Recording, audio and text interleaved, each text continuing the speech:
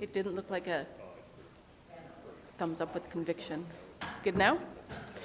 Alrighty, so I will call this meeting of the Canmore Planning Commission to order. And I'll start with a land acknowledgement in the spirit of reconciliation. I acknowledge and appreciate that we are meeting today in the Treaty 7 region of Southern Alberta. This land, which is impacted by the decisions we make today, is the traditional territory and home of the Stoney Nakoda nations of Bearspaw, Goodstoney, and Chiniki, the Blackfoot Confederacy of Siksika, Kainai, and Piikani, the Tsuut'ina Nation, and the District 4 Métis. As we gather in this Treaty 7 territory, we acknowledge that we are all treaty people. I commit to working to live in right relations and to advance truth and reconciliation, and I acknowledge the many First Nations whose footsteps have marked these lands for generations. So before the adoption of the agenda today, I am going to ask each member of the town's administration in attendance today to introduce themselves.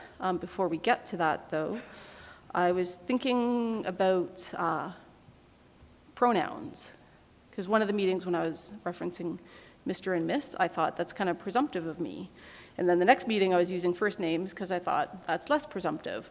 But I also appreciate that it is a choice. So I'm going to ask when people are introducing themselves today that they identify themselves with the pronoun that they wish to be identified with. So over to administration.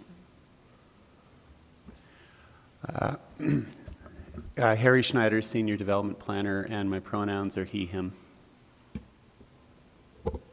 Lauren Miller, Manager of Planning and Development, and my pronouns are she, her.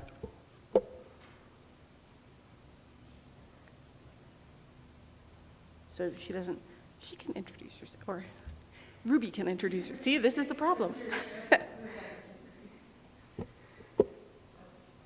Oh, never mind, sorry. Ruby, and my pronouns are she, her. Okay, thank you. So my name is Whitney Smithers. My pronouns are also she, her, and I will be the chair for this hearing, and all questions and comments are to be directed through the chair. And at this point, I will have the board members introduce themselves, starting at the right-hand side of the table. Councillor Tanya Faubert, she, her. Miranda Spessot, Public Representative, pronouns are she, her. Brian Talbot, he, him. Florian Youngin, Public Member, he, him. Jeff Hillside, Council Member, he, him. Sean Kennedy, Public Member. Okay, thank you. So to the Secretary, are there any additions, deletions, or changes to the agenda as provided? No. Okay, so I will move that the Commission adopt the agenda as presented. Those in favor? Okay, so that's carried unanimously. And now for the minutes from the previous meeting of, that's today's meeting.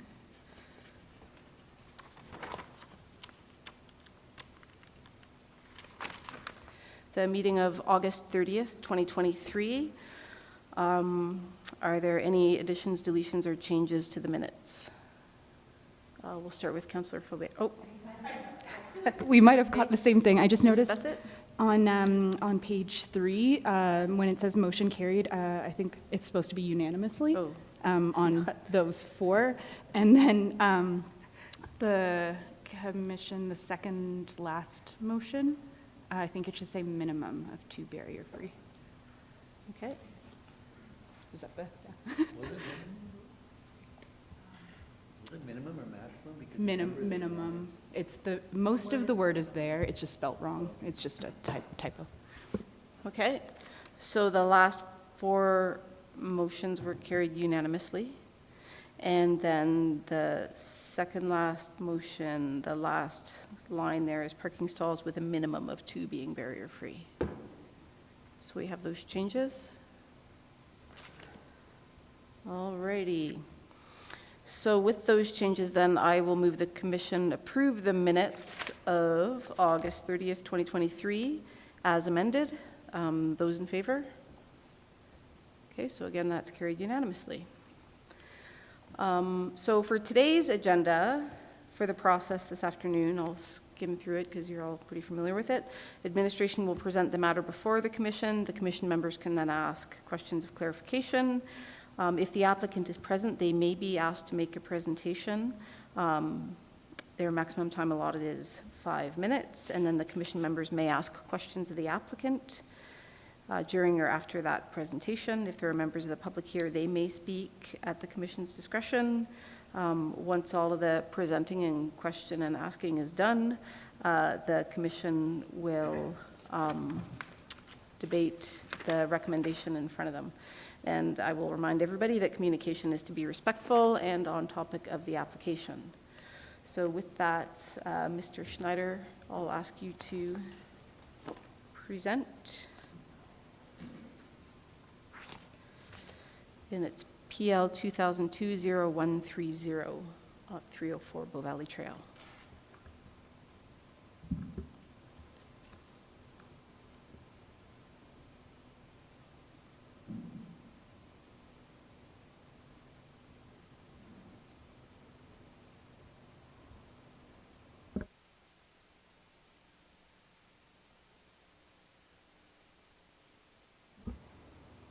Good afternoon, Madam Chair, members of the Planning Commission. I'm here to present application PL 2022-0130, which is at 304 Bow Valley Trail at the corner of Bow Valley Trail and Lincoln Park. This is a overhead view of the area surrounding the subject site. There are a number of light industrial buildings on the same side of Bow Valley Trail. Further up the road to the northwest, a two-building light industrial site and then another auto dealership.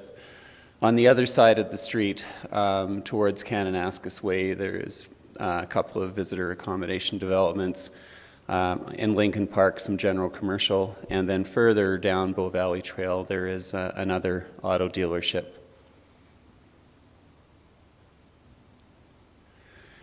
So what the Commission has before it today is a two-building proposed development.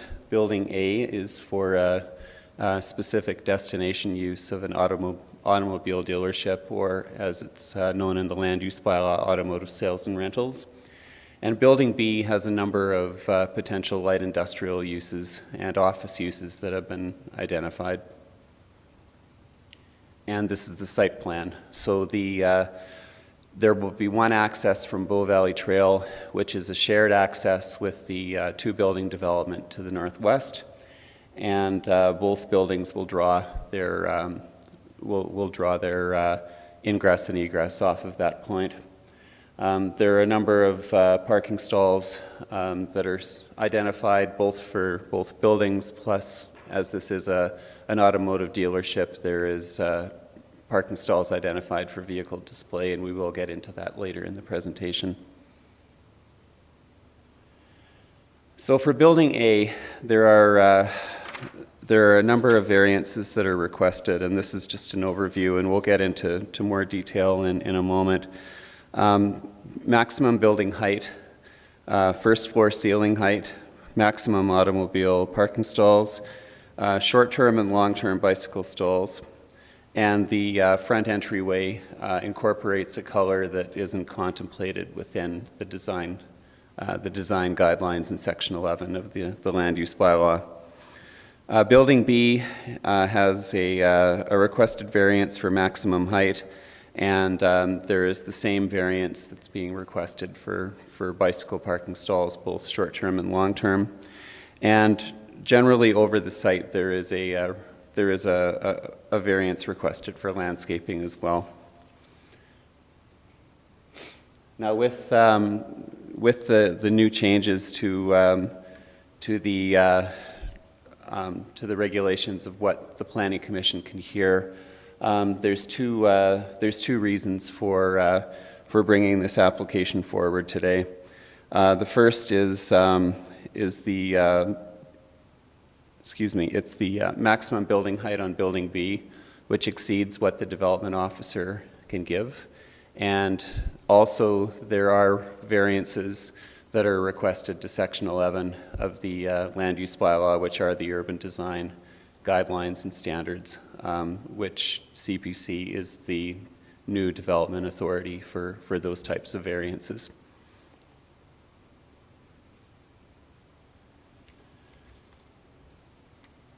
These are section 1411 is the variance authority, which notes that the commission can issue between 11% and 20% for the following variances, and maximum building height plus the automobile stall requirements and bicycle stall requirements are applicable here.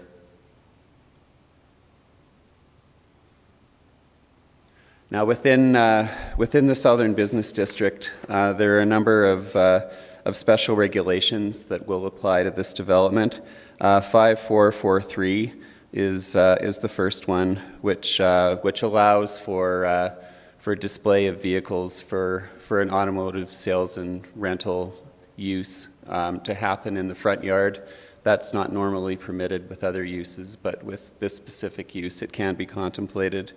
5451 deals with first floor ceiling height, and generally that is for industrial buildings to allow for conversion from one use to another, that the maximum 5 meters be maintained.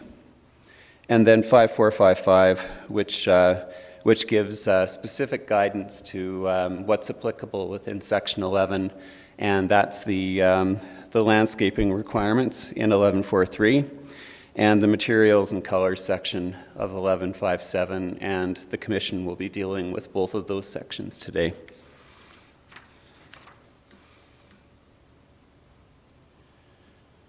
So to start with the variances for Building A, the maximum building height within the Southern Business District is 11 meters.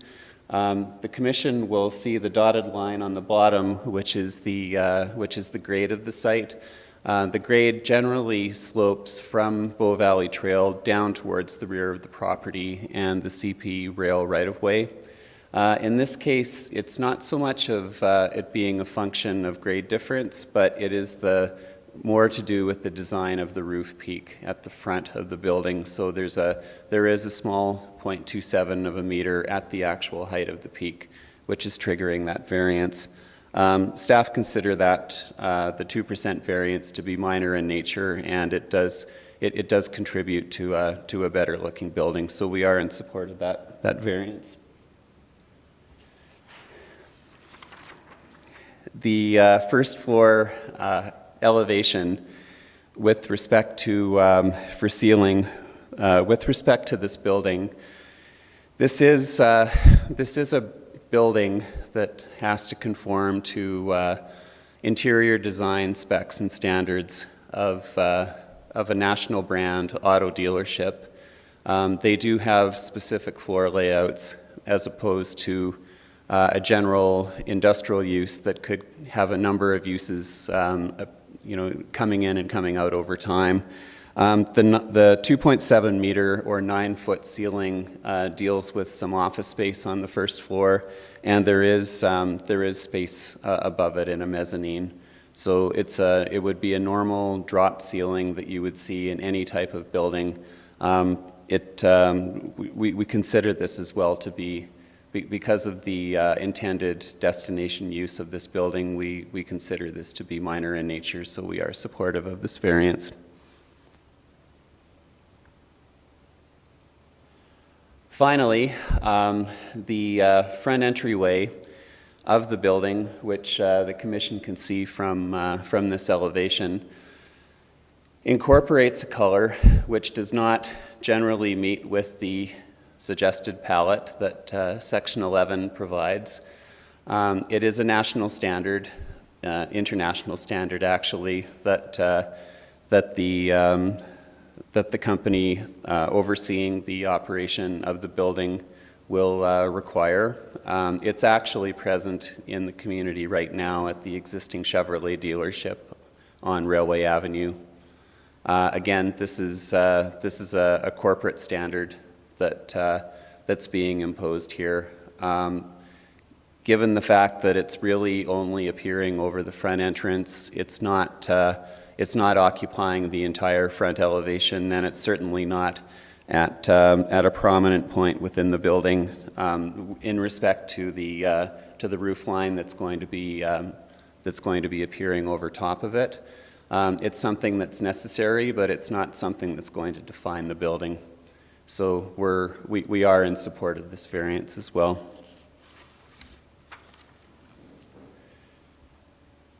Now moving on to Building B, this is a section of the building, and again the dotted line shows the existing grade, and this is a flat roof building that's being proposed, but as you can see that the grade is now starting to fall back quite markedly from the front of the building to the rear of the building, and that's triggering a much larger differential from 11 meters up to 12.44 meters. This is really more of a function of the existing conditions of the property. It doesn't look like it's basically a two-story building that will look as the same as the other two-story buildings along Bow Valley Trail in this part of the community. So we are willing to support this variance.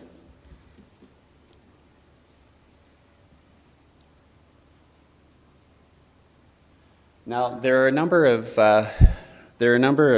items, both for parking and for landscaping, that we'll bring to the Commission's attention. And basically, what this slide does is it identifies the types of parking that are proposed on the site, and it identifies where bicycle parking stalls have been proposed to be located, both short-term and with long-term stalls. So first of all, for Building A, there is and I'll put my cursor up here. This bank of parking here is identified for customer parking. The land use bylaw for this type of use simply says 10 stalls, and it's not a function of how much gross floor area is there. It just says 10 stalls, and 11 stalls are being proposed. Across from that, and on the southeast side of the building, those areas would be used for vehicle display, and there would be within the paver section at the front of the site, that area would be identified for vehicle display as well. There are a number of other stalls at the rear of Building A, which have been identified as to be used for Building B, and there are automobile parking spaces at the front elevation for Building B as well, and those total 34, and that basically meets the bylaw requirement of uses that have been at least identified as a placeholder for now within Building B. So Building B has a number of light industrial uses contemplated on the first floor and then office uses on the second. The bicycle parking is a little bit trickier to move through. They have a number of short-term bicycle spaces identified at the front of the site for Building A, and then on the corners of the front of Building B. They do not have long-term bicycle parking quoted for Building A. And again, this is, they have an interior building program that's managed through General Motors, and this isn't something that the company typically deals with through an automobile dealership. But there are opportunities. I guess someone could bring their bicycle in, or there are opportunities for bicycle parking at the front of the site. For longer-term bicycle parking within Building B, what they've simply said, and we haven't seen any sort of floor plans or anything, but we have a list of initial uses that are proposed for the building. For the most part, the uses on the ground floor would require one parking stall, long-term bicycle parking stall, and offices of this size would typically require two. What planning, or what the administration had recommended is that number be increased to 18 within Building B, or what the commission could choose to do is simply say provide 18 long-term bicycle parking stalls and have that confirmed when interior fit-up applications are proposed. Yes, sir. Could I just ask a clarification about the definition of long-term bicycle parking and like what it's intended to provide? Basically, that would be for something that would be for overnight storage or for longer-term storage. So typically, they're incorporated into they're either put into an enclosed shelter on the exterior of a building, or they're incorporated within a tenant space inside. So it sounds like more intended for residential use. Like, is that, how would that be used in a commercial setting? There are instances within commercial developments where, for example, for visitor accommodation, they would include a bike room either to the inside or to the rear of a building. I would acknowledge that within a light industrial or a business industrial area such as this, demand may not be as high, yet there is a bicycle standard for these types of uses that we still have to look at and evaluate. Okay?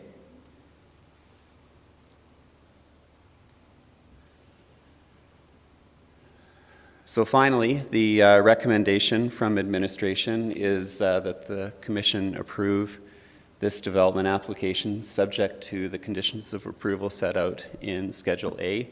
I will note for the commission that Mr. Martins is the applicant's rep from Rick Belby Architecture. He is present today, and he would also be happy to answer any questions that the commission would have.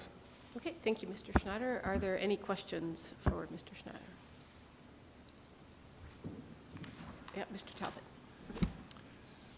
Mr. Schneider, the rear retaining, is it tying through across and behind the site to the west? Is it all matching up nicely? The retaining wall was reviewed by engineering, and they were okay with it. Okay. I think the applicant can also speak to that. Okay. If you have a question. Yep. It's just continuity in the site for geotechnical, drainage, everything is, and it's also in that back area there, so it was just. Yep, it'll have to I'm match. sure this is all It'll have to planned out. match with the adjacent property. I couldn't tell by looking at the package. Yeah.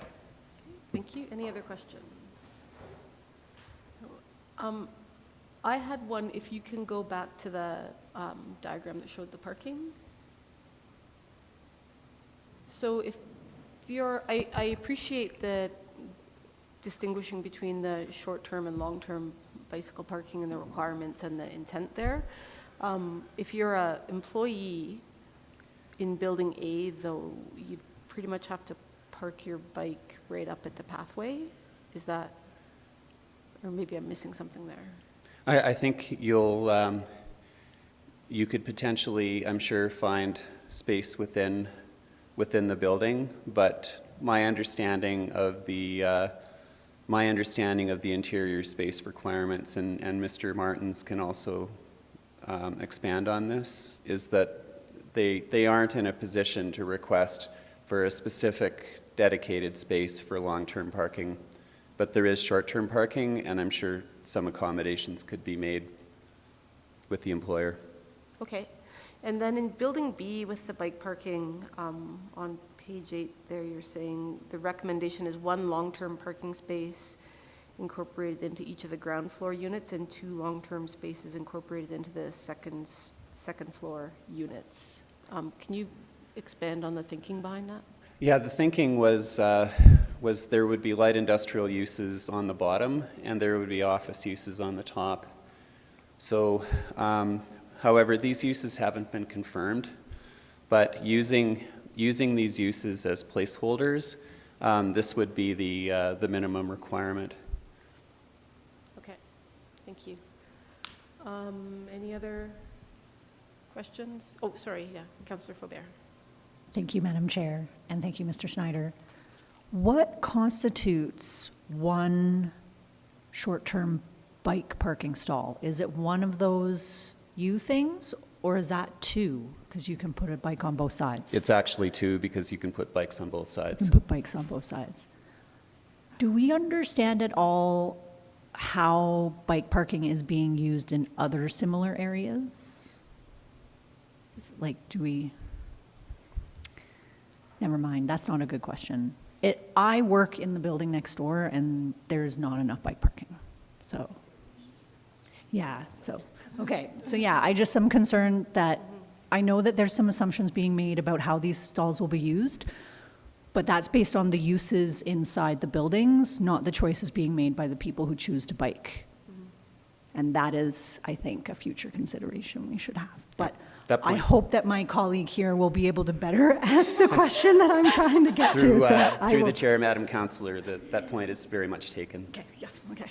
Yeah, and thank you, Councillor Faubert. It's kind of why I started that line of questioning, so I appreciate it as well. And Ms. Bessett.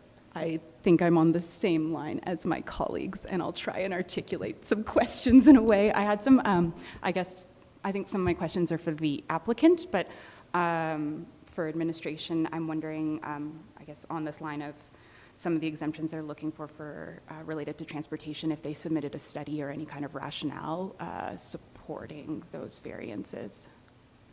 They didn't. Okay. They didn't, and neither were they asked. Okay.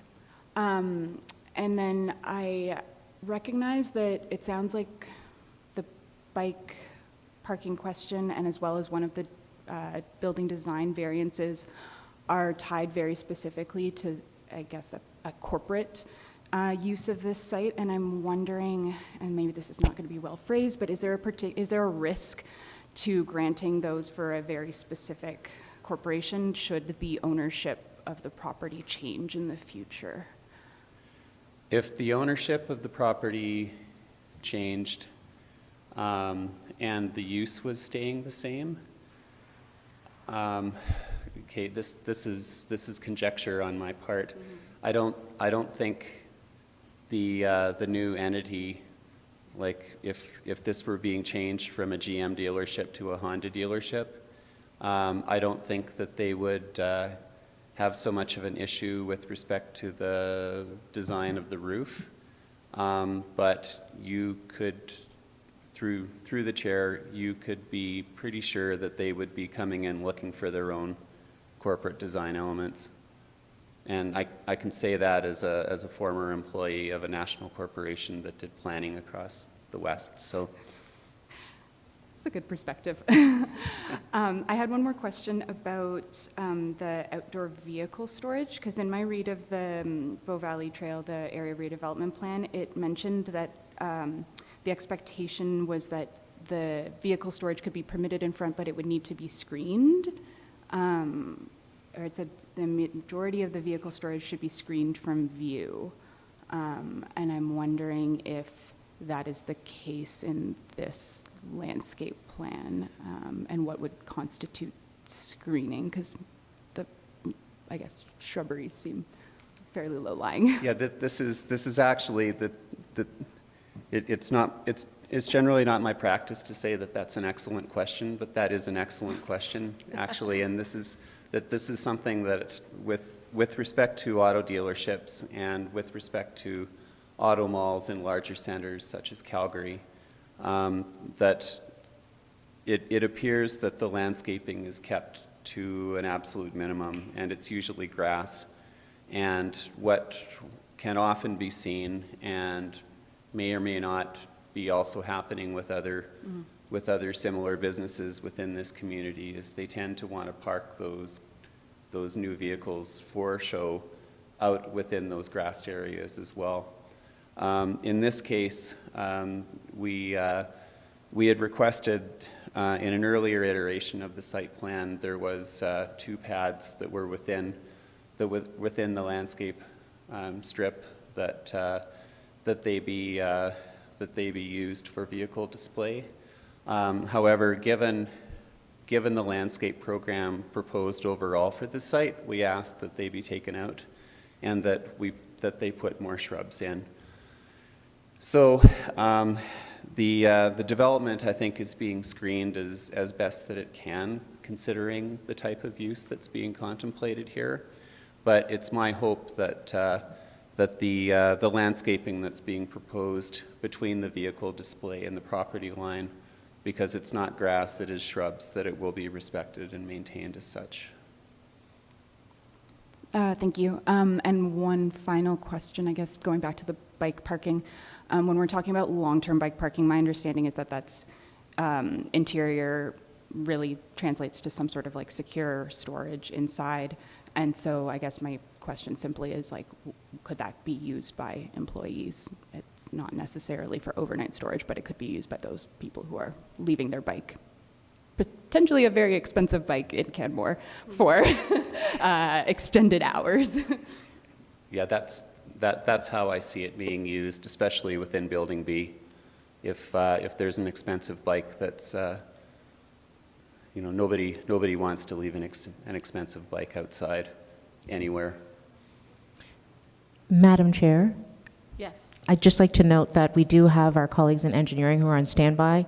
They're watching, so they're like, if you need us to run over and answer those bicycle parking questions, they're ready. So I just wanted to let you know if there were any more specific bicycle parking questions, I I think that might be a good Beneficial? idea. Okay. I expect there's going to be some questions for the applicant, and then it sounds like we're probably going to have a bit of a discussion on the bike parking. Okay, come on over, Brian. Are there any more questions of administration? No? Okay, thank you very much, Okay, Mr. Schneider. thank you. And yeah, it does sound like there will be some questions of the applicant, so if you want to come on up and introduce yourself.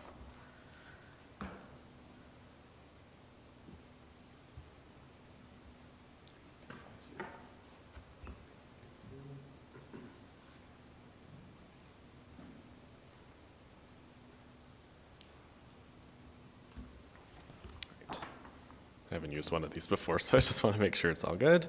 Good afternoon, Madam Chair, members of the board and administration. My name is Mitchell Martins from Rick Balby Architect, representing on behalf of the owners, Wolf Automotive Group, as the applicant for this file. I'd like to thank you all for being here today to review our proposal for this development. And I also wanted to thank Harry for his presentation on planning's evaluation of the project as well. We are seeking your decision for the proposed development of this automotive dealership and the two-story industrial building. I won't dive into too much detail since Harry already summarized this, but this site is along Bow Valley Trail in the Southern Business District. Various constraints were present on the site that we had to address during the design, such as the CP railway setbacks to the south, the existing industrial developments along Bow Valley Trail, and the unique grading conditions of the subject site that needed to be accommodated in our design. The original proposal of our development shown here laid out several concerns related to the overall layout of the site, including very limited landscaping design, as Harry had mentioned, conflicts with the overall site design and the functionality of inventory vehicle parking areas, bicycle parking stall deficiencies, and vehicular access and pedestrian connectivity issues for loading and circulation on site. And that does not seem to be emerging properly, but you have seen the elevations, so I will just jump to these ones here. In the original design for the building, there were several concerns, including, as Harry had mentioned, exceeding the maximum building height, the general massings of the buildings, and the exterior finishes not being in line with the land use bylaw requirements, which did pose several conflicts with the GM brand. And resolving these issues was difficult, but we were able to reconcile these major issues to address the concerns of planning and the dealership brand. Not sure why this is not working, but In terms of the site plan, we did request the landscaping variance based on just the nature and development, nature of the development and the surrounding context, given that the purpose of an automotive dealership is to display their products directly at the front of the site. We didn't want to provide a significant amount of landscaping, so we created small landscape buffers that planning was able to accept, and had small instances of landscaping throughout the site in order to accommodate that as well. Okay. The variance for the required bicycle parking was requested just based on the functional use of the site for an automotive dealership. We do acknowledge that the long-term bicycle stalls would be conditioned as a requirement for Building B as per planning's recommendation. But as Harry had indicated as well, none have been provided for the dealership as, again, like Harry mentioned, these dealerships are subject to very strict design programs, and providing specific spaces for long-term bike parking was not feasible. So certain spaces we designed would be able to accommodate the room for long-term bike parking. It just would not be officially shown on our plans. And the minor variance requested for the maximum parking stalls for the dealership, again, we're exceeding the bylaw rule by 1 stall, and the majority of the parking stalls on site are for inventory vehicle or shared between both buildings. In terms of the building designs themselves, minor variances are requested for exceeding the maximum 11-meter height of both buildings, just based on the existing area grading conditions requiring the site and consequently the buildings to be elevated in order to facilitate stormwater management and maintain mutual accesses. The heights of these buildings didn't have any measurable impact to the site or the surrounding context in terms of overreaching presence or shadowing of adjacent buildings and areas. And the buildings are also set back at a sufficient distance from Bow Valley Trail and the adjacent buildings. In terms of the variance for the blue portal finish, we were able to work with the GM brand to design a dealership that isn't standard for them, using the mass timber roof, the locally sourced stone veneer, and the wood look exterior panels on the side of both buildings were just some of the examples of the design changes that we made here to accommodate the brand and planning's concerns as well. And we do believe that this is suitable for the landscape of Canmore. That is all I have to say today. Thank you for your time. Okay, thanks, Mitchell. Any questions?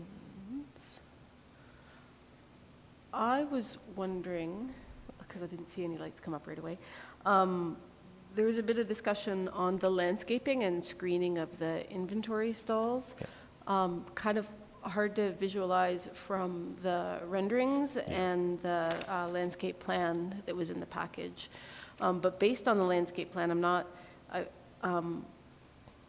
yeah, it's hard for me to see how the freestanding planters and landscape islands serve to segment that inventory parking as the report states. So I'm wondering if you can speak to that a bit. Sure. Thank you, Madam Chair. I will just pull up Harry's presentation because the landscape plan for that one is actually working.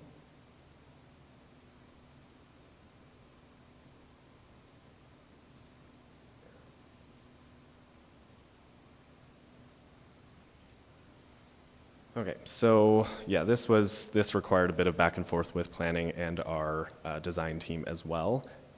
Not only is, because of where the building sits on the site, there is some requirements for having a vehicle drive aisle fronting the building. And in conjunction with that, we did provide those inventory stalls, which, as you can kind of see on this plan, we did change the surface treatment of those inventory stalls to be stamped concrete, just to provide some differentiation at the front of the site, something, again, that is not normally done for these types of dealerships. There are also various utility rights of ways and easements kind of running all over the site that limited how we could provide landscaping appropriately. You know, as I had previously mentioned, product display is located right outside the building. It's not like typical, like automotive dealerships do function similarly to retail stores, except their product is outside as a difference, and we didn't want to provide overbearing screening so the product wouldn't be properly displayed. So we did some differentiation in terms of the shrub placement at the front of the site. As you can see, we did break up the cursors right there. We did break up some of the vehicle display pads at the front of the site with trees and landscaped islands just to soften that impact to Bow Valley Trail.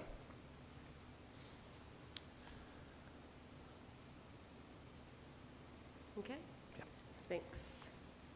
Any other questions? Yeah, Ms. Thank you. Thank you for the presentation. I had a couple questions related to transportation and the bike parking. So I'm wondering if, I know it was noted that I guess there was an expectation that employees would not want to bike to work here. I'm curious if there's been any study, have employees been surveyed? What kind of supporting data do you have that substantiates that claim? Through the chair, thank you for your question. The owner of this proposed development currently operates the Wolf Chevrolet Canmore dealership that is currently in town on Railway Avenue. And, you know, with the new dealership, all the same staff would be working there. We haven't done any formal studies, but in discussions with the owner, he has confirmed the majority of the staff do drive to work just based on the location, and like the site in proximity to the existing dealership is not significant.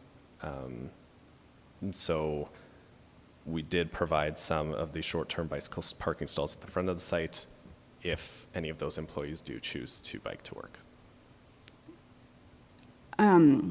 Noted. I guess when I did some quick math to compare what was required in the bylaw and what's being proposed on site, and it seems like the application's only proposing to provide 30% of the short-term requirement and 15% of the long-term requirement, which to me seems like a very significant gap. And I can respect that the current employees might choose a particular mode. I would hypothesize, based on my own experience, that if bike parking is not provided, there is probably not much incentive for people to be choosing that mode to commute to work due to concerns about bike storage and among other reasons. So I guess I'm just wondering about how we came to such a significant gap. Yeah, in this case. Sorry, formulating a thought. Okay, thanks. Mr. Talbot. To your knowledge, sir, is there any restrictions within the dealership structure that would prohibit employees from bringing their bikes into the service bays and then grouping them at the rear of the project? Through the chair, thank you for your question. No, as far as I'm aware of, there are not any restrictions. Just in terms of the design program itself, they don't generally accommodate specified rooms for bike parking, but it's not to say there's not room within other service areas in the building to store those. So clarifying that, then, if there were a requirement to provide some of that, I guess that would be effectively long-term parking in, given the distinction that Mr. Schneider provided earlier. If there was a requirement to provide some of that long-term parking, chances are it could be accommodated in the subsequent steps in development. We would have to make some begging decisions to the brand, but you know, it is something that we could have further discussions on. Okay. Yes. Questions on this side, Mr. Youngden? Thank you for your presentation. Just following up on the questions about long-term bike parking. In Building A, is there potential for somewhere on the exterior of the building to provide it, maybe at the back, towards the rear somewhere? Through the chair, there was very limited room on this site just due to the requirements of the building size. So increasing the building size to accommodate this was not something that would, at first glance, be considered by General Motors. And with the long-term parking, it would have to be secured and inside, unless Harry in planning has a different interpretation of that. But generally, in the past, we've had to provide them inside buildings for them to be considered long-term stalls. So, and yeah, it was just very limited site area to work with for something like that. Thank you. So could I follow up with administration, and sorry, excuse my ignorance, but is it possible to provide like exterior lockers that would serve as long-term parking? You know, like the box style ones? I think what we'll do is see if there's any more questions for the applicant, and then I'll bring administration back up, if that works for people. Is that Yep. okay? Any other questions on this side of the table? No? Okay. Thank you very much, Mitchell. I appreciate you coming up here and answering questions. Thank you very much. So if administration, I'll bring you back up to see if you have any other remarks or comments, and it sounds like there's going to be some follow-up questions for you based on what we've heard from the commission. Do you want to just get right into the follow-up questions? Or? I think if we're speaking of long-term bicycle parking, Mr. Kinsey of the engineering department is here. So he is another alternative that could have those questions posed to. Okay, well, Mr. Kinsey, let's perhaps start with you, because I think that that's probably where some of these follow-ups are going to go. Good afternoon. Welcome. Am I able to bring, can I screen share somehow? I have a definition from the land use bylaw I'd like to share. Yeah, I can I read think it you can out. probably just speak to it. Yeah, I can speak thank to you. it. So the land use bylaw defines short-term and long, okay. How's that? Better. The land use bylaw provides definitions for both long-term and short-term bicycle parking, and administration relies on those definitions when evaluating proposals.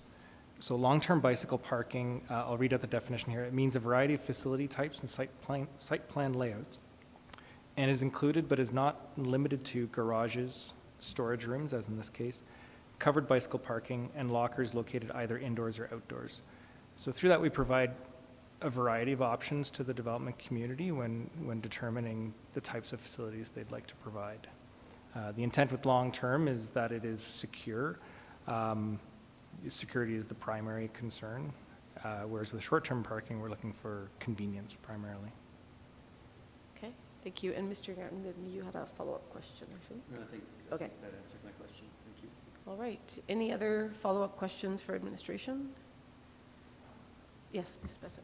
I'm wondering if we can revisit, I think it was the question that Councillor Faubert posed earlier about whether there's been similar type developments and kind of the precedent for like long-term parking reductions for things of a more automotive nature. Yeah, to be honest, I'd need to look back into Okay. the files to be able to provide a definitive response to that, or if we provided reductions in the past. And none spring to mind. There haven't been many automotive applications in our town, but certainly we could come back with ideas in regards to industrial and commercial uses. Madam Chair, I'd just like to add to that, we haven't had any new automotive sales applications come forward since the new land use bylaw was adopted in late 2019. So any files that he went back to look on wouldn't have had the minimum and maximum bike parking requirements that we're looking at today. Thank you for that point. Okay, any other questions? Okay, Mr. Talbot. To clarify, then, the language in the long term included but not limited to. So it's generally as long as an applicant, if I understand it, an applicant designates an area as long-term, as long as they've allocated that, or is there more specifics to it? I just didn't hear that. And if my question isn't good, ask me to clarify, please. Yeah, so the second part of the definition that I did not read to the group, sorry, through the chair, speaks to, for the parameters that we're looking for, so it ensures the safety of users while maintaining high security with preference for exclusive access to these areas. So we're looking, if it's in a residential context, we want to be sure that only residents have access. If it's in a commercial, industrial context, then we'd be looking to be sure that only employees have access to that area. Thank you. Okay. I think that is it for questions. Thank you, Mr. Kinsey. Could you flip to the last slide in that presentation that just had the recommendation? So that can be up for the commission members to see. Thank you. All right, so I will ask for a member of the commission to move this recommendation.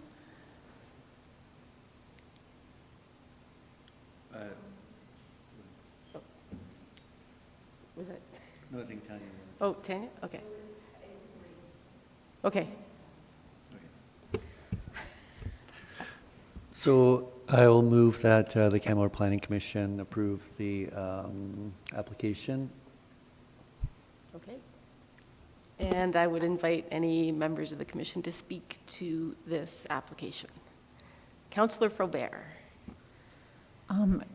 Just a question. I noted, like, in the report, there was a recommendation from administration around the bike parking. Is that included in what we're voting on? The conditions of approval in Schedule A, is that? Yeah, I believe that includes the 18 18? long-term bicycle Okay. spaces in buildings A and B, as I recall, yes. Awesome. Okay, I'll speak in support. I note that within the variances that have come in front of the Planning Commission, which is why it's in front of us, I'm supportive of the variance in the building height, the ceiling height, the parking stalls. I did have some apprehension around the decrease in the minimum number of required bike parking stalls, solely through the fact that I note an overuse of bike parking and a potential need for more, but I see that there's some more is added in terms of Schedule A. I'm also okay with the landscaping plan. It's one of those situations where this is such a specific type of use, automotive sales, that within that specific type of use and industry, there are expectations around how that product is displayed. For me, it looks like parking, but it's actually part of the design of how these types of businesses are presented within our business community, and that means I'm also okay with the branding required and the color change in the design guidelines, and I don't think that those changes would mean that in any way in the future there is a limitation on that site that couldn't be overcome. Thank you. Okay, thank you, Councillor Faubert. Anybody else want to speak to the recommendation? Mr. Talbot. I will be supporting the variances. I feel that the applicant is kind of hamstrung by dealership criteria in terms of the design. However, as most good businessmen will do, or business individuals will adapt to changing requirements of their staff in terms of bike parking or vehicle parking or anything, and will adapt and potentially bring bikes into the facility like everybody else in town does. So I will be supporting this. Thank you, Mr. Talbot. Anybody else wish to speak to the application? Oh, Ms. Smith. Sorry, could I just clarify? I'm just getting a bit confused about what we're approving with respect to what administration was recommending for the bike parking, like what's shown in the site plan and then what is suggested potentially as a condition for a future fit-up plan, and whether that, I think my read of it was that there was only parking provided in the building B, not building A. I believe that, so on page 28 of the agenda, it's condition 13 of the conditions of approval, says 18 long-term bike bicycle parking stalls, and I believe they are all in Building B. Yes, Mr. Schneider's confirmed that.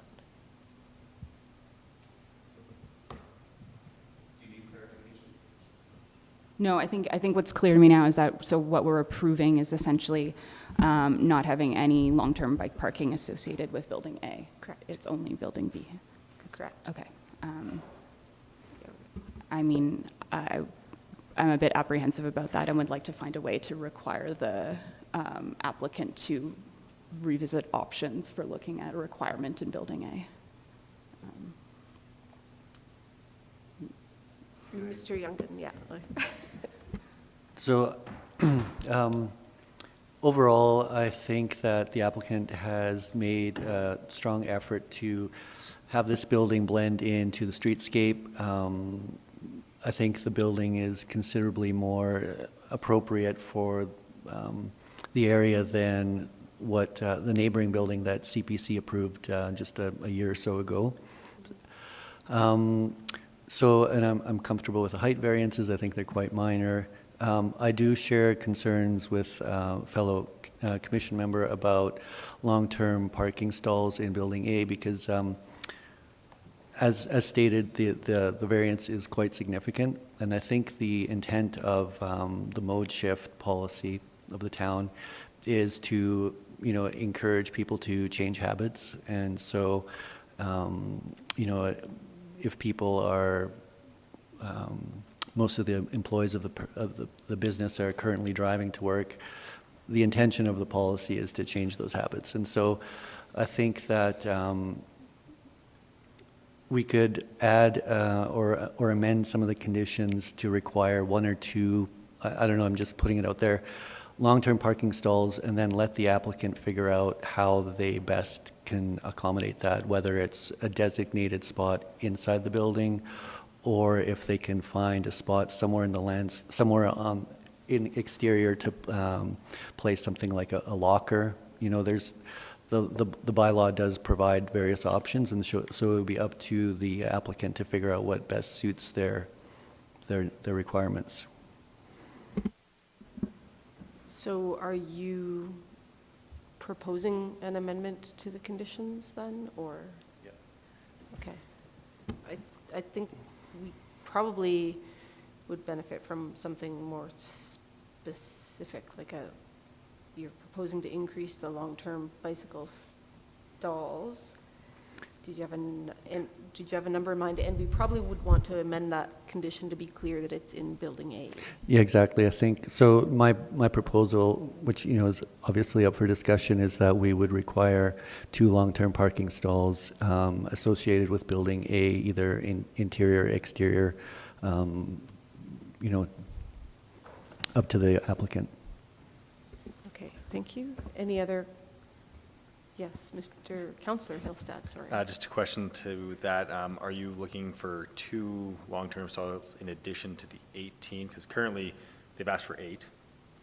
The recommendation from administration is to go to 18, so it's already 10 more than what they've asked, or what they've put forth. So are you asking for then 20 long-term with 18 in Building B and then 2 in Building A, or do you want? Let's say the same total, but just move 2 to be associated with Building A. Okay, Mr. Talbot. This is a question for the applicant. Are the restrictions from the dealership design specific to elements within the building and the immediate exterior, or can you put, for example, a box, like a bike box, 10 feet away from the building? Is that outside their control? Through the chair, thank you for that question. There are definitely further restrictions when looking at the interior of the building. There generally tends to be a touch more flexibility when it comes to the site design. So that is something we can have further discussions with the dealership brand and come to some resolution that will meet that condition. Okay, Ms. Pessett. I'm just wondering if we're getting into a discussion of a solution that's potentially exterior, is that going to affect, as you've mentioned, it's already pretty tight on site, and I know there's already a reduction in some of the landscaping. I guess I'm wondering if there's going to be a knock-on effect on the amount of parking or the amount of landscaping if we're going to have to propose more bike. Yeah, through the chair. Yeah, thank you for bringing attention to that. It is something that we would have to work with our design team back in the office and the owners and the brand to determine a suitable solution for this. It kind of depends on their specific requirements for how they want to use the site. You know, knowing your concerns here today, I would not suggest anything that would further impact the landscaping for the site.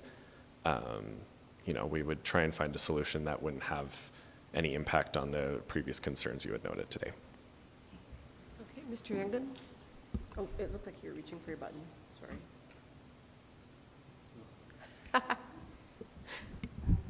Sure. Question, just kind of wrapping my head around it. If we're going to be changing the conditions and then met, I guess, the minimum requirements, I know that there's thresholds that are established when we're looking, like when the commission is considering height requirements, like we have, 20%, et cetera.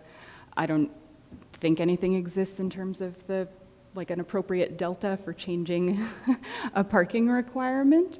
But I guess I would look if administration has any guidance on kind of quantities that we should be looking at if we're considering an increase. So I'd just like to note that if this is a critical point for the commission, it may be in everyone's best interest for the application to be postponed. To your point, Miranda, that if there are trickle-down effects, it could change the configuration of some of the buildings and some of the other variances that are being proposed that would then have to come back to CPC and address again. So if that would be preferred for us to go take the direction away and work with the applicant and bring back an option, that is something that the commission can explore as well. Mr. Youngden. So I would just like to speak to that. Like, to me, the intention is not to delay this project because of 2 parking stalls. I think the bylaw provides the applicant quite a bit of options for how to accommodate long-term bicycle parking, and so the intention of the amendment would be that this would be resolved to the satisfaction of the Development Authority. And personally, I would be happy to give up some of the landscaping, on the side property lines, not along Bow Valley Trail to accommodate. I'd give up a little bit of what it would be like, 20 square feet of area to provide 2 bike lockers or some covered bike storage, something like that. So I think what I'll propose then is, and thank you, Mitchell, for answering the questions. I think what I'll propose is maybe we take a 5 or 10-minute break, and Mr. Schneider and Mr. Kinsey, you've heard some of the concerns voiced here. When we come back from break, I might ask if you have what you could put forward as a potential motion, amendment rather, to condition 13 that would address some of Mr. Youngden's proposal around 2 long-term stalls to be included in Building A, and then maybe we can take it from there, because I feel like we're getting into making sausage land. Okay, so 5 minutes, 10 minutes? Sorry, Ms. Bessett, one more question. Yeah, I guess just kind of reformulating, I guess I'm not sure why we're looking at 2 specifically. Maybe that's kind of my commentary around the quantity of bike parking and what's appropriate in this case is I don't feel like I have enough information to be able to gauge what is a reasonable number. And whether the addition of 2 is suitable or if we should be looking at a different number. Okay, Mr. Talbot. I'm not trying to put words in your mouth. This would be directed to Mr. Kinsey, potentially. In a car dealership, in a scenario where it's visitor accommodation or residential, I understand the basic intent of long-term parking. In a car dealership, which is before us right now, what is the intent, in your opinion, for the purpose of long-term parking where employees are there call it maximum 12 hours a day, say, or in shifts and things like that. So what would be the intent for operations such as this for long-term parking?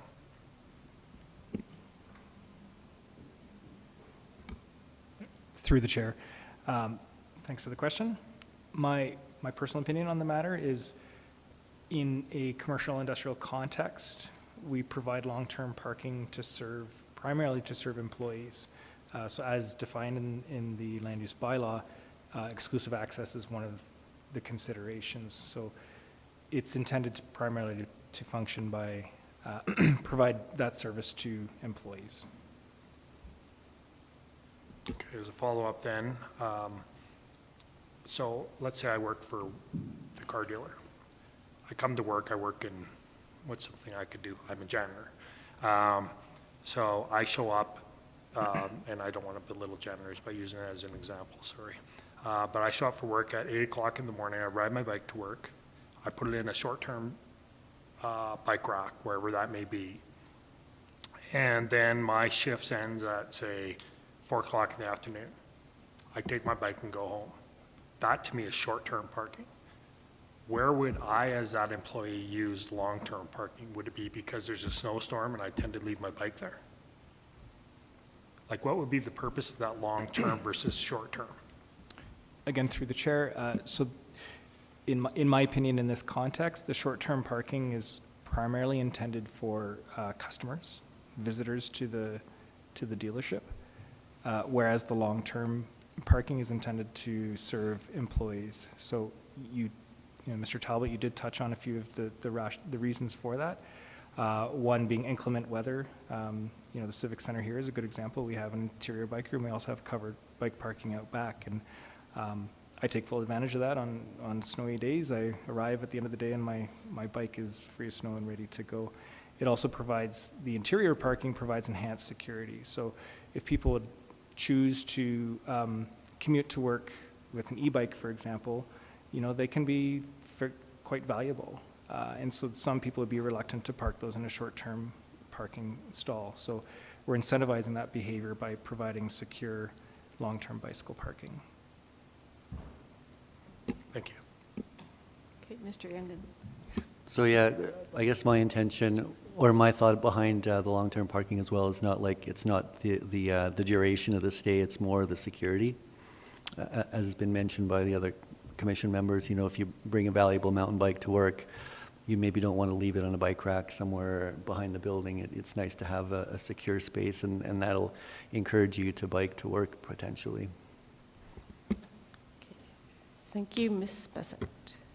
I'm just wondering, I know we don't have necessarily precedents for other kind of automotive uses, but in your opinion, is there, I know the land use bylaw has a particular target for long-term, and whether there's something that might be a reasonable metric target to aim for in this case.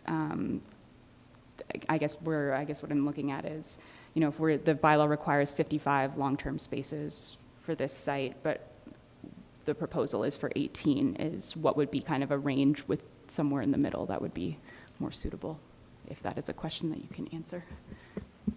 Yeah, again, through the chair, and I should preface this response by saying I haven't been actively involved in this particular application, so I can speak generally. You know, I think there is some latitude to evaluate that. I'm not familiar enough with the application to understand if the buildings at the rear of the site, if those have bicycle parking, long-term bicycle parking provided interior to those, but that would certainly be an opportunity. The buildings at the rear of the site, Building B, there's 18 long-term stalls across. And 8 in Building A, if I understand correctly? None in Building A. There's short-term in Building A. Okay. Right. Sorry. Yeah.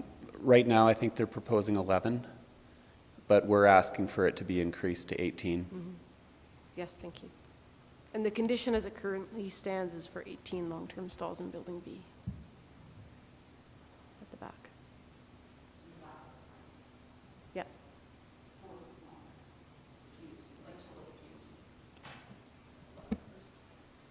Okay, Councillor Hillstad. Just looking at the site plan, in the parts and shipping receiving department, I see secure long-term bike storage in building A of 8. So now I'm confused because I see 8 in building A, which then makes me think, well, maybe it's building B that doesn't have any, but, so it's already in the plan. So again, I'm not sure if that's just a different plan that I'm looking at, but I see cars in the dealership. I think what I'll do then, because Quick break. I'm going to suggest we take, I'll say a 10-minute break, and I'm going to ask administration, based on the conversation here and Mr. Youngin's intent to look at an amendment to require some long-term bicycle parking stalls in Building A, if you guys could, after the break, put up a potential amendment to Condition 13, and then we'll take it from there. Okay? So what do I say to have a break? Just we're going to break now? You can say how long the break's for. Okay, it's going to be 10 minutes, so we'll come back at 3:21. Thanks. Thanks. So it's already.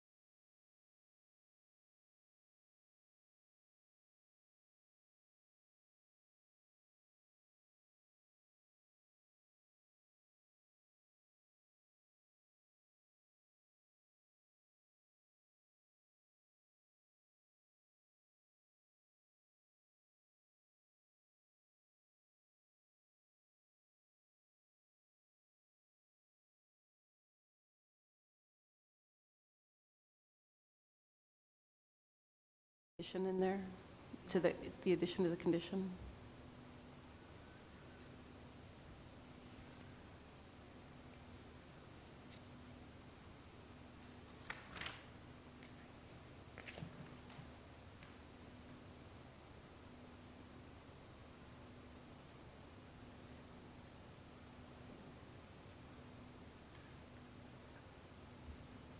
Okay, so are we live streaming now, Ruby? Yes, okay, great, thank you. So administration has put up on the screen a revised condition, proposed revised condition 13 that includes the amendment that began with Mr. Youngin's comments, and then the addition there is italicized. So it's adding a net 8 addition of long-term bike stalls, and then specifying that those additional 8 are to be provided in Building A. Any questions on that, Mr. Talbot?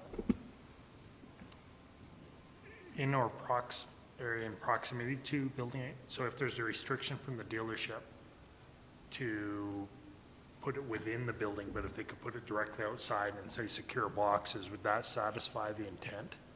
Actually, the submitted floor plans, and this was the reason why Mr. Martins had to phone back to the dealership, is that they are in fact shown at the entrance to the parts area. So that is correct then? Yep, so this issue is now resolved. And the applicant's comfortable with it being provided in? Yes, okay.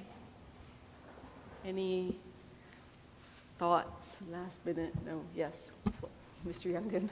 So I think that satisfies me. I think, you know what, like we got 6 more. I think 8 is actually, you know, I'm just guessing here, but to me, for that size of building, for that size of dealership, 8 seems plenty. It seems like an adequate amount, so I'm happy with that. Thank you. Thank you. And I'm very excited about the Commission's passion for active modes. So that's good too. So I guess with this, first I'll ask for a vote on this amended condition. I guess all those in favor? Yep, so that's carried. And then, assuming there's no more discussion on this, so if you can put the recommendation back up on the screen, Mr. Schneider.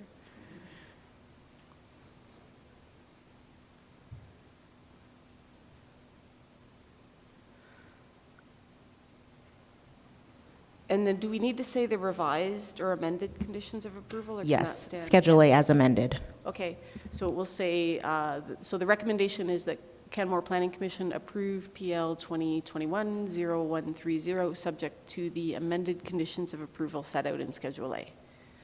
Okay, I will call the vote on that then. All in favor? And that is carried unanimously. Thank you very much. Thank you, Mitchell, and thanks everyone for that long but very good discussion. So next, we will move to application PL 2023-0003.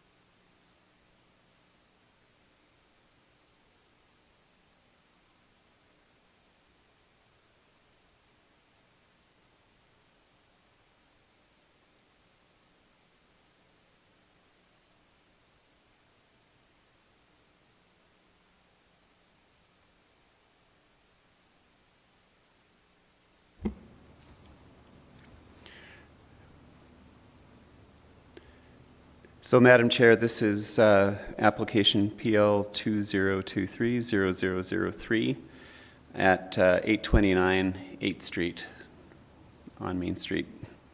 This is an application for a mixed-use building of retail sales and visitor accommodation, and the site is currently the location of the Settlers Cabin building. This is the location map, which shows various uses, commercial. On Main Street, there is a residence, single-story bungalow-type dwelling adjacent to it, to the east, which is a non-conforming use within the town center district. And there's the Royal Canadian Legion is to the rear of the property across the laneway, and there are some new duplex dwellings as well located on 7th Street to the south. This is the proposed development. The application looks to have retail uses on the ground floor and then visitor accommodation, a total of 8 uses, 4 on each floor, on the second floor and on the third floor. There are balconies proposed on the second and third floor. They are contained within the development. They do not encroach over into the street. The applicant's also proposing 9 surface parking stalls, bicycle parking, short-term in front of the development, and long-term spaces, oddly enough, in a self-enclosed space behind the main floor of the building, but also within the visitor accommodation units as well. I couldn't help. So there are four variances that are being requested: maximum building height, maximum floor area ratio, facade design, step back from the property line, and as well, there's a variance really from Section 11 in general about the overall design, and we'll get into this discussion later in the presentation. But it's under Section 1.14 of the Land Use Bylaw. These the Commission can look at these. In seeing the recent changes to the Development Authority section of the Land Use Bylaw, the specific reasons why this is in front of the Commission is a variance to the Community Architecture and Urban Design Standards under subsection A of 113.2.1, and under B there is a variance of over 11% and less than 20% within section 1.1411 for maximum building height.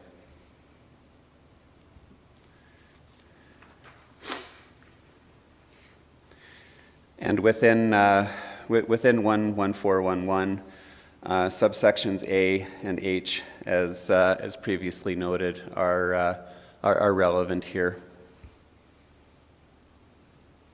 Within the town center district, these are regulations that are to be considered as part of the development proposal. 4157 is to consider 20% of the building to exceed the height to a maximum of 20% if the Development Authority is satisfied that the architectural integrity of the building would be enhanced. And as well, under 416, the Development Authority can impose a parking variance to be satisfied through cash in lieu of parking. As I indicated before, they need 12 stalls. They're proposing 9, and they're amenable to 3 cash in lieu stalls to make up the difference. So that's why parking is not included as a variance here.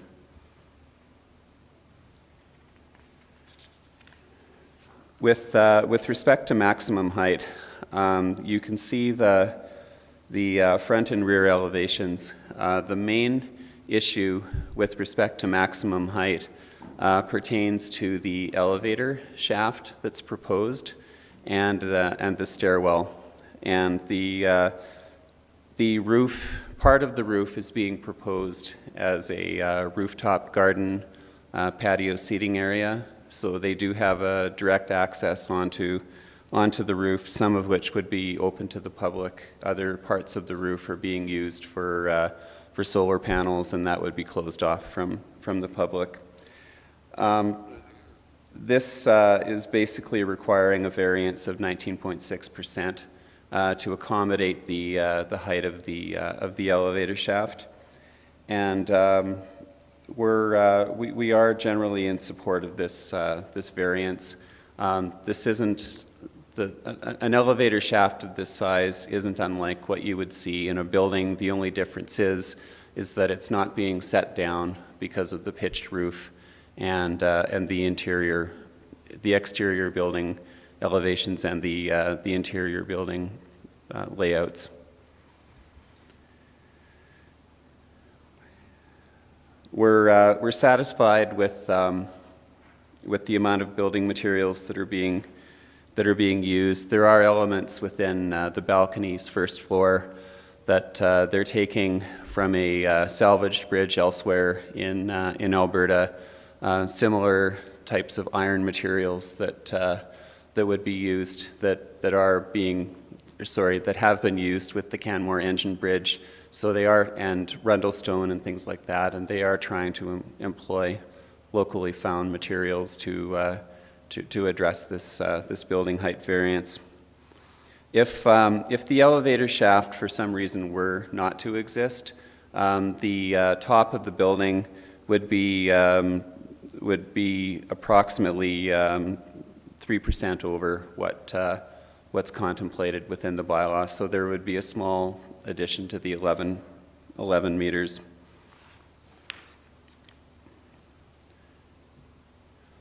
Now with respect to floor area ratio, the floor area ratio is over the maximum 2.0. They're requesting a variance of 0.13 or 6.3% for a total FAR of 2.13.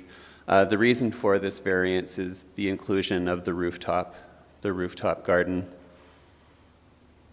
And we're satisfied that the inclusion of the garden would enhance the accommodations that are proposed, and we're supportive of the variance.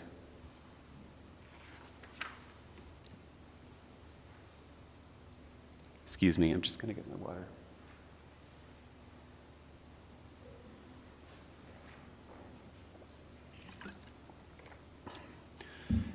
With respect to facade design, the Commission will note up on the screen that there are two pictures. The first picture on the left is the diagram that's within the land use bylaw that shows how the buildings are generally supposed to step back on Main Street.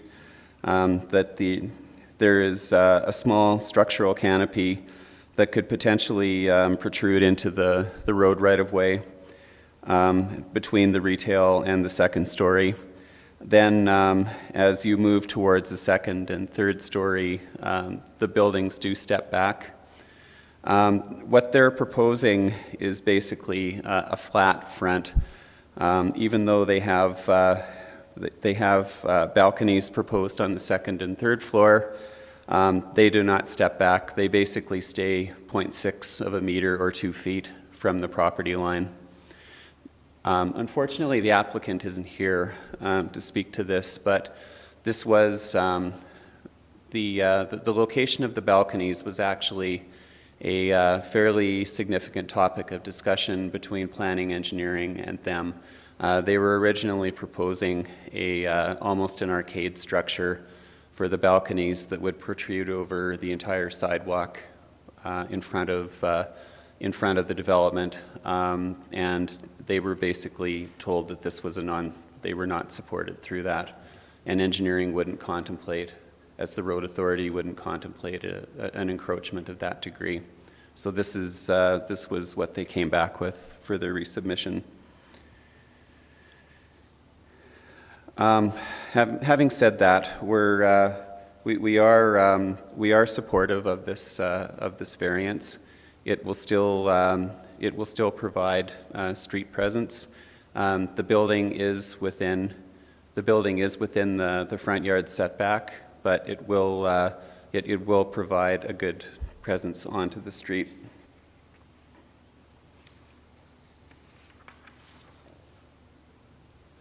And finally, with respect to the overall building design, we as administration recognize that this is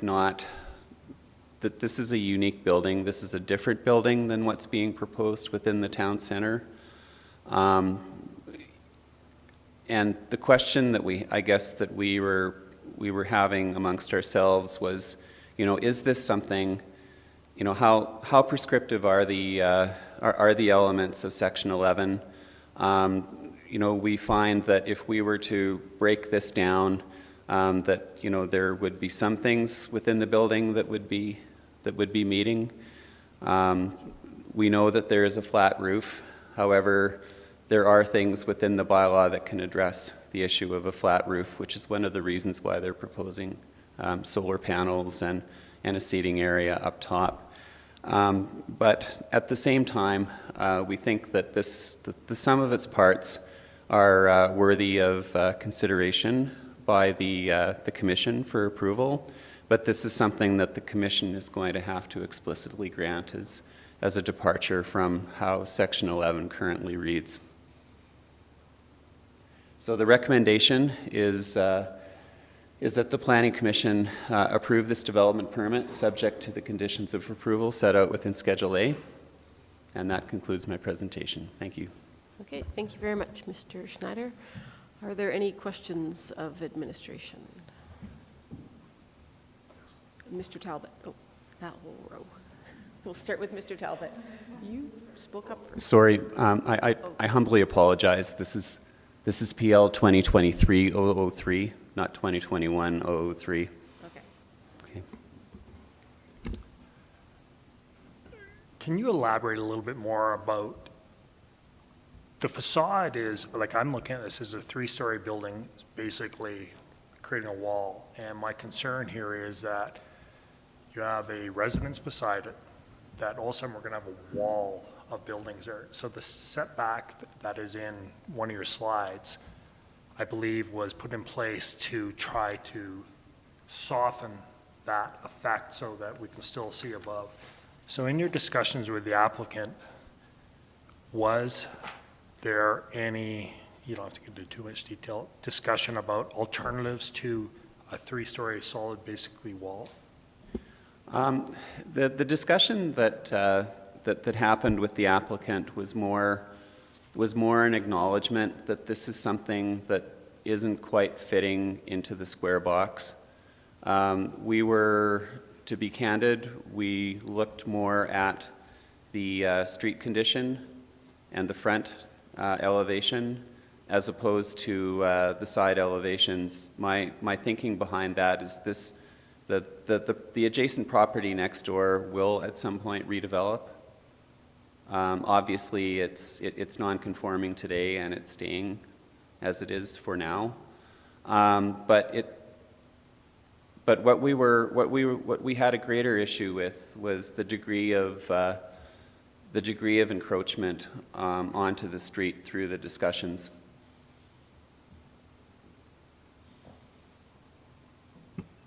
Okay, so there's no discussions. So when the residence beside is developed, they'll match up to essentially the design all the way along. This is my concern, is you let one thing go that strays a little bit from the intent, and then the adjacencies will do it.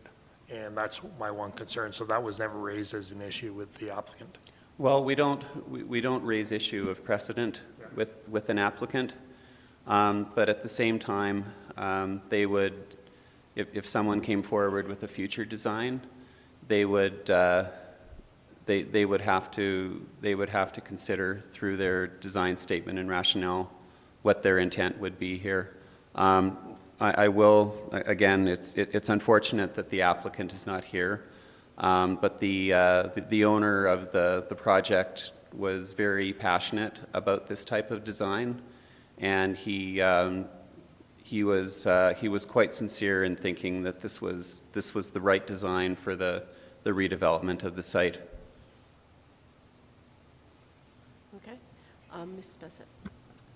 Thank you. I was just wondering if you could, related question, maybe provide a bit more explanation of the intent behind the upper story step backs. Is that to break up the massing along Main Street, or and then also maybe comment on how the proposed design, whether or not it still kind of aligns with that intent?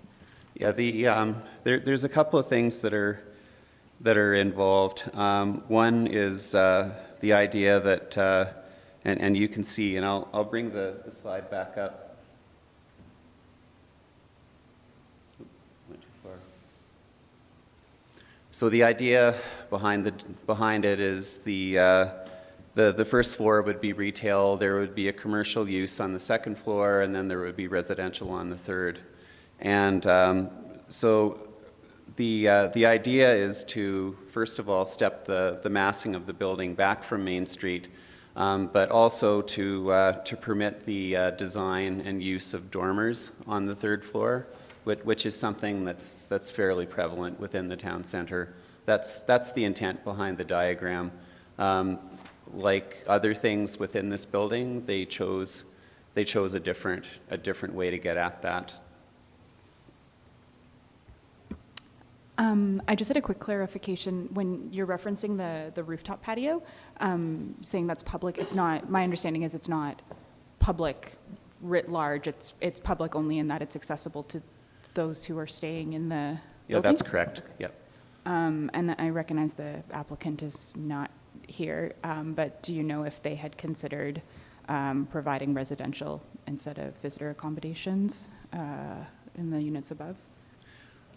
We did ask them that question, and they were they said that they wanted to continue with visitor accommodation as the proposed use.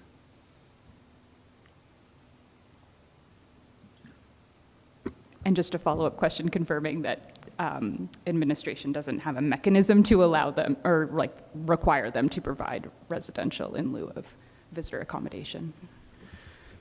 Well, it's these are both permitted uses within the bylaw. However, permitted uses are permitted uses when there's no variances. So this isn't unlike other developments within the town center. This permit isn't being issued as of right if it otherwise met all the land use bylaw regulations. But this is if a development is listed as a permitted use, it can be hard to convince the applicant otherwise that they should be looking for an alternative use. Okay, Councillor Faubert. Thank you, Madam Chair. Thank you, Mr. Snyder. I had similar questions along the line of Ms. Bassett, given the fact that there was one comment from the public around the choice on visitor accom. And what I hear you saying, so I just want to confirm, is that there's nothing in the land use bylaw that says you have to have a ratio of these different types of permitted uses. The property owner and applicant can choose those uses per floor. There's no prescription that says it's office and residential in that sense.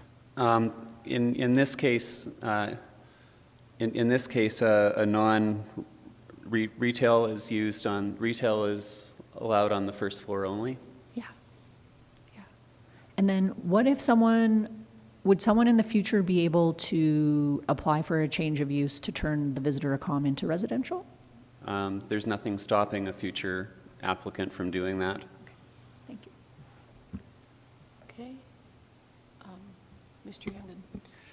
Thank you, Mr. Snyder. My understanding is that there's a historically significant building on the property right now that's listed in the, I think the Canmore Museum list heritage inventory for the community. Is that correct?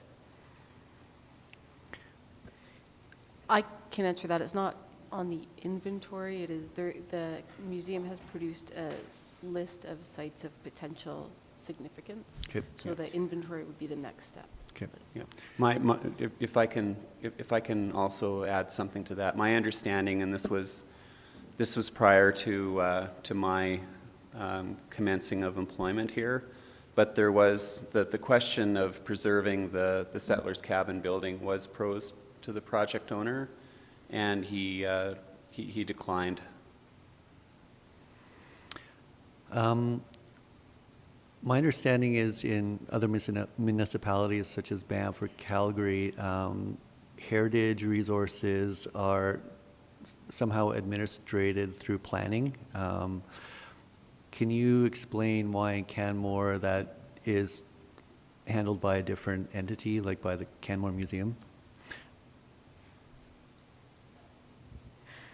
I'll We're all- throw that one to Ms. Miller and see what she says. I was going to throw it to you. start.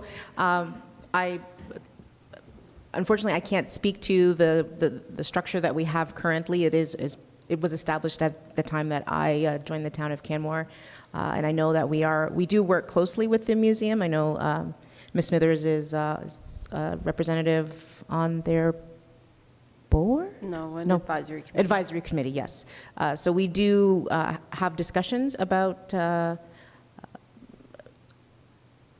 sites that are of historic value within the community and work together to figure out how we can best preserve them. Great, so that was my next question. Is there coordination, like when a property like this comes up, is there some way for planning to access a list of properties of interest and get that information? Is there coordination between the two? Yeah, so they have, the museum has been working with a consultant who actually worked for me as a heritage planner in a previous setting. And she's produced the list of places of interest.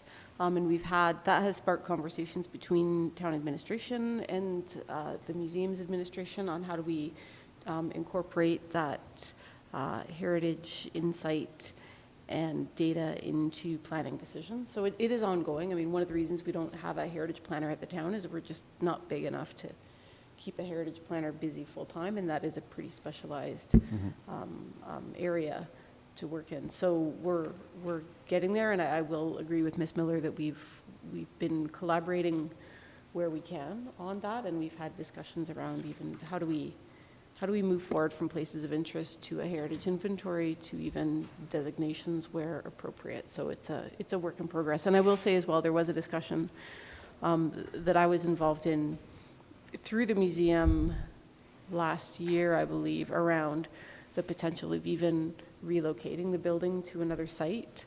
And there wasn't a lot of interest in that because it kind of, I think at the time the museum representative felt it was a bit too much like a kind of heritage park in Calgary, which wasn't really the intent that you're trying to achieve with heritage planning, right?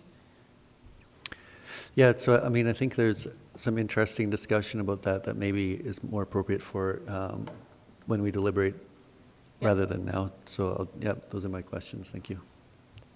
Okay. Councillor Faubert is on the board, the council representative on the board, so you were itching to jump in there. Yeah, I think that there is an intention in the future to do something around this. And it's very clear that it should be, I think, within planning, but we got to get there. And so the museum is doing its groundwork, I think, before it brings something in front of, to have that addressed. But absolutely, the stumbling block is that when it comes to historic conservation and built form, the owner, like, we can't impose things. They have to want to do it. So there is an incentive. There could, like, that's where you kind of get into that area of you got to work with. So that's the future I see, work that still has to be done. But I appreciate that it's come up in this context because there is concern in the community that there's a loss of our historic built form. Thank you. Okay, thank you for that, Councillor Faubert, and I just want to refocus the conversation on this application. So do you have other questions about this application in front of us, Mr. Youngin? No? Okay. Any other questions? No? Okay. Oh, wait, sorry, I had one. But it may not be, it's better suited to the applicant, so if you don't feel you're able to speak to it, feel free to say so. I think when I look at the report and the references to the applicant proposing a building design sympathetic to buildings that would have been developed during the mining period of the community, the settler's cabin is a building that was developed during that period. And I don't see actually references to this vernacular in Canmore's history, right? Like in that, at that time, Main Street was a lot of single-story pitched roof buildings, or that kind of flat facade, fake second story like you see with the Miners Union Hall. With the hotel would be a bit of an exception, so it wasn't clear to me in the report if they are picking up on design elements. It doesn't appear to me that they are design elements that are truly reflective of Canmore's mining history, or was it more of a generalized approach to design? I don't think I can speak for the applicant at this point. I know it wasn't fair of me, but I am curious. Sorry, Mr. Kennedy, did you? I did have one question. I'd like to go back to the fact that there's a non-conforming house next to it now, right? And you said it will be redeveloped in the future, but right now that is a resident people are living in? Mm-hmm. And it was obviously conforming when it was built. So, you know, I'm kind of, I've only been on the committee for 1.5 years, but it feels like we're seeing a lot of people pushing right up against the maximum size. And maybe it's, you guys see a lot that we don't. But I do think about, for the homeowner that's there right now, this is going to be a big impact. Did they do any consultation with the homeowner that they'll be right next to? To be honest, I'm not sure if they spoke with him. We did advertise the application through property posting and through uploading onto the website. However, with respect to hearing from the landowner, we did not. Okay, Mr. Talbot, you have a question. I've talked about the facade. This goes to the design of the roof. Administration has said that they're okay with this. Given, at least that's the way I interpret it, does not adversely impact views. However, this will be totally different than most other buildings on Main Street, so it will stand out. Can you just tell me why this shouldn't be an issue for me? Sorry, can you rephrase that? Okay, you're actually, and administration is satisfied that the proposed height and massing of the building and the design of the roof, which is a flat roof, which is different than everything else on Main Street, is fine, basically, is the way I'm kind of reading between the lines there. Is that a correct statement? I'm of the opinion that it is an acceptable design, but it's also a design that doesn't fit within the box or the puzzle pieces that Section 11 presents. So that's why I'm recommending that the Commission see this as a general variance to the section within Section 11, because it's not something that we can go through and check, you know, this. It is a different design. As a professional who is not an urban designer, I'm satisfied that with what they're proposing for this lot is acceptable, but the Commission may have a different view on it. Okay, I appreciate your explanation. It's better than my question, so thanks. We aim to please. Did you want to add to that? Yeah, I'd just like to note that if we walk down Main Street, we can see different types of buildings, styles, based on the time that they were built in. And so we kind of already have a mix of styles on the block, and so it is a challenging conversation for administration to talk about what fits. because at this point, a lot of the buildings don't fit, but it made sense at the time. And so I would just offer that to the commission as part of your deliberations, to be mindful of that any new buildings that are built along Main Street, some may look like the other buildings, and they may not, and still be compliant with the land use bylaw. Okay, thank you for that. Any other questions? No? Okay, so if you want to put the recommendation up on the screen then, please. All right, so the recommendation is that Canmore Planning Commission approve PL 2023-0003, subject to the conditions of approval set out in Schedule A. I will ask a commission member to move that recommendation. Councillor Hillstad has moved it. And are there any commission members that want to speak to the application? I'm going to look this way first. Councillor Hillstad. I'm willing to accept this application at this moment. Again, just taking a drive down Google Maps, there's lots of flat roofs on Main Street right now. The dentist office, where Santa Lucia used to be, and now the nice other restaurant, which I can't think of off the top of my head, but it's really good too. The Schnitzel House, I think. Yeah.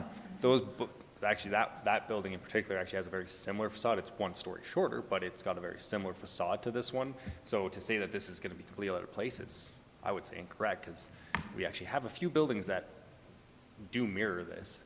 And then you look at the settler's cabin that's currently there. I can see how they've tried to take what's there, make it way bigger, but they still have kept some of those forms, again, just the stylings in place. So to me, it's, again, this one really comes down to what is your taste in architecture? And for some people, they're going to love it. Some people, they're not going to love it. Me, I'm okay with it. It's a building. That's all it is to me.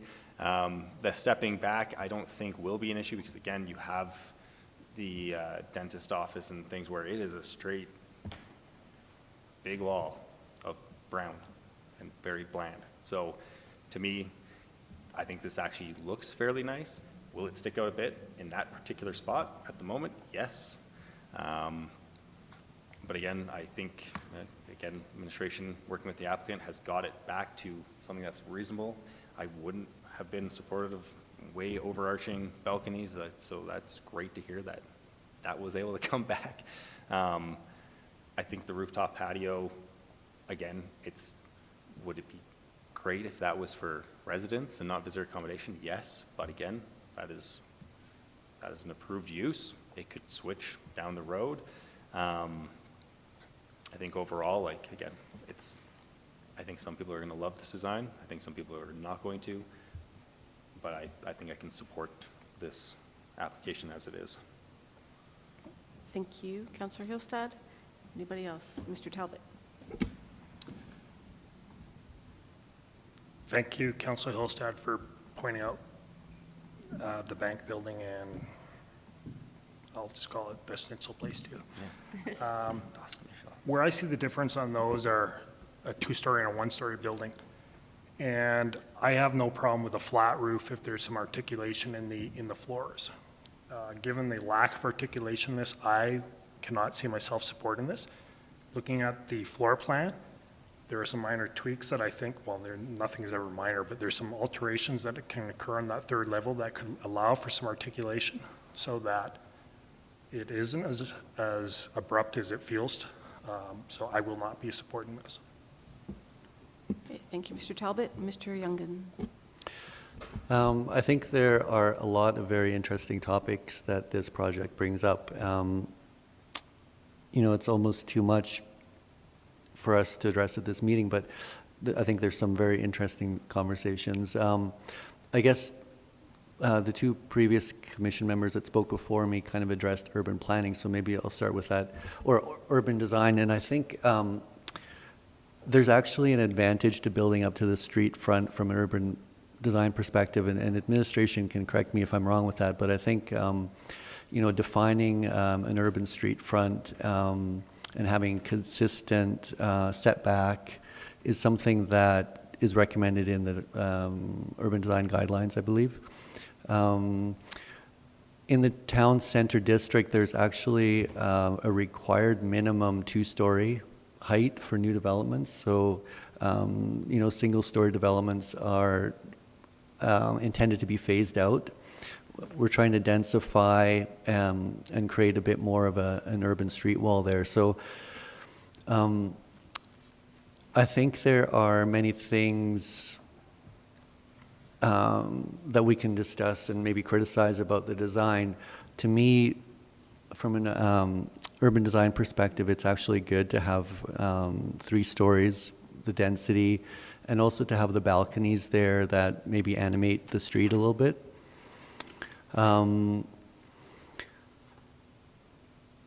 So that's my opinion on sort of the urban design aspects.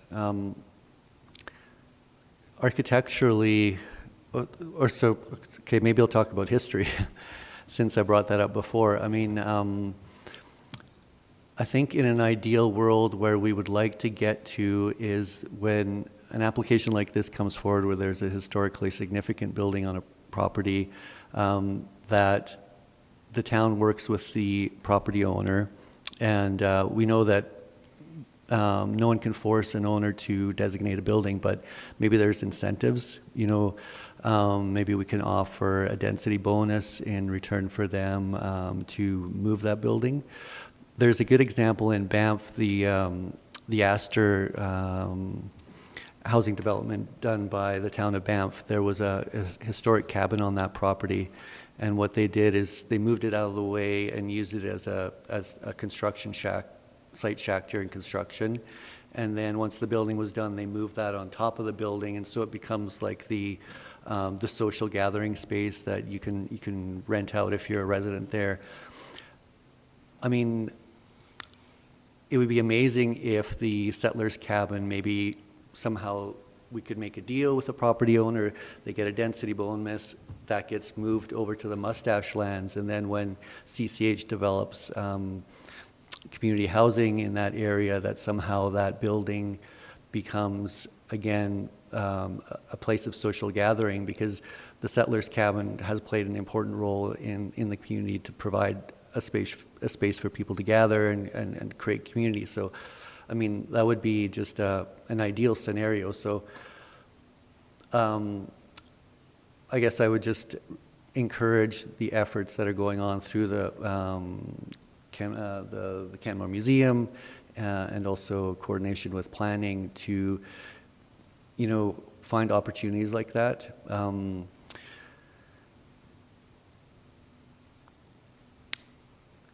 Because, in a way, it's ironic that we are knocking over, a miners era building, and then this new building is being constructed to sort of mimic the miners era in some very sort of superficial way, I guess. So I guess that brings us to architectural design. And I think that's another huge conversation, but the Canmore Architectural and Urban Design Guidelines really focus on a style of architecture that was only present in the community in the tourism era after the transition from mining. If you look at, so in Canmore we have 3 designated heritage buildings. There's the Northwest Mounted Police Barracks, which is a provincial designated building, and then there's the Canmore Museum, which is municipal, and the United Church, which is also a municipal building. There's 2 more, the Miners Union Hall, which I think some effort has been done to designate on a municipal level, and there's also the Lamp House, which is the last remaining intact building from the industrial area of Canmore. So if you look at those 5 buildings, sort of the distinguishing character of their architecture is a lack of a base middle top, a lack of strong roof forms, sort of like the opposite of all the things that the Canmore Architectural Urban Design Guidelines call for. And I think that's something that we should be addressed, because there's sort of an issue with authenticity there. The architecture that was developed after the mining era was really focused on attracting tourism, and was not actually, didn't come from local traditions. The local traditions were for these very simple white clapboarded buildings, and yet for some reason the Architectural Urban Design Guidelines have encouraged something quite different. And actually some of the language in the design guidelines is fairly prescriptive.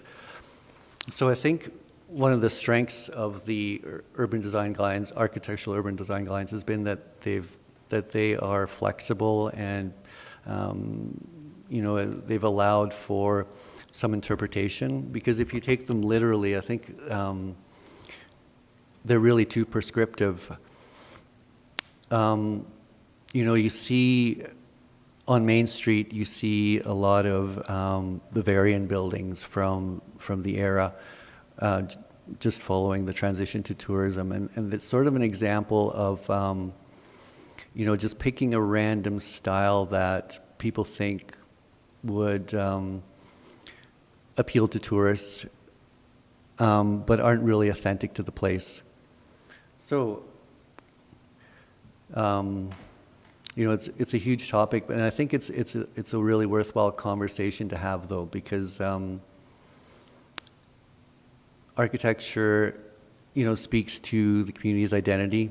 Are we building for the residents? Are we building for tourists? So to bring it back to this project, I support the sort of the intention to maybe reference the mining era as a contrast to sort of the typical more, pseudo-alpine sort of architecture that we see more of in Canmore. I'm not particularly convinced by the architecture. I think maybe it looks more like it could be in Cochrane rather than in Canmore. But I don't know how much the Canmore Planning Commission should get into, the design, prescribing the design of buildings. I think what we want to do is sort of encourage a better understanding of our past, and then that can inform our future. So that speaks to the history part, understanding our history a bit better. And just the last thing I'd like to say is, just because miners built in a certain way 100 years ago doesn't mean that we should be building that way today. I mean, I think if you really understand history, you sort of appreciate why architecture, how it related to the specific social conditions of that time, and it inspires you to try to find an architectural expression that is appropriate to our time, and is not just sort of like taking references from history and mashing them up into a building facade. So, those are my comments. Thank you. That was very thoughtful, and I appreciate your comments. Any other? Yeah, Mr. Kennedy. Madam Chair, and I've said this at some previous meetings, I continue having concerns that, and I empathize with our colleagues on the Planning Commission, because when you start off saying we want to overhang and be basically directly outside of the guidelines, and you back up into a variance, I think that's putting the planners in a difficult position, because we keep finding ourselves at the maximum that we can variance that we can approve. And I think this one, for me, I'm not going to approve this one. That's too many variances, and I think at some point, our building codes and our bylaws and our guidelines, one or two, or if it's a 2%, but this one's going right up against the maximum. And we've had some previous ones that also are kind of heading in that direction. And my fear is that's going to become the norm. Okay, thank you for that, Mr. Kennedy. Councillor Faubert. I'm wondering if we might want to consider a motion to postpone this application into the future and have the applicant come and address some of our concerns. At this point in time, the variance around accepting the overall building design in relation to the land use bylaw design criteria for commercial and mixed-use buildings, I haven't seen anything that convinces me that this is a historic design. And so in order for me to accept that variance, I need more information because what I see in these plans and with respect to some of the comments of my colleagues, I don't feel that it's there. I also feel that Mr. Talbot's concerns around the articulation on the third floor could be addressed. And so I think that we are in a position where we might not be able, we might be not approving this, and maybe postponing it can get us solutions instead of what's the word, rejection? I don't know if it's refusal. Yeah. Yeah. So, okay. Thank you for that, Councillor Faubert. Ms. Bizet, did you have anything to add before? I feel like my colleagues have articulated everything far more eloquently than I could, but I would agree with Councillor Faubert that I think postponing this might be a way to get a bit more information to help us make a decision. I know for me, I'm a bit disappointed that the applicant is not here to be able to speak to some of the questions that we have, and it's difficult to make an informed decision in the absence of some of that information. I'll acknowledge as well that we're also in a challenging space where maybe there's kind of a broader gap in terms of how heritage considerations are incorporated into the planning process. But again, I'm not sure if that's something that we're going to be able to solve today. Okay, thank you. And yeah, I share your sentiment that it would have been helpful for the applicant to come to this meeting today. So I would look to administration then, if we were to put forward a motion postponing, I believe we would need to include a date as to when it would come back. Could you maybe suggest some wording for that motion? Sure, right now, like off the top of my head, or like in 5 minutes? Do you need 5 minutes or? Okay, so we will take a 5-minute break and Okay. we will reconvene at 4:20. I'll say 4:21. There you go.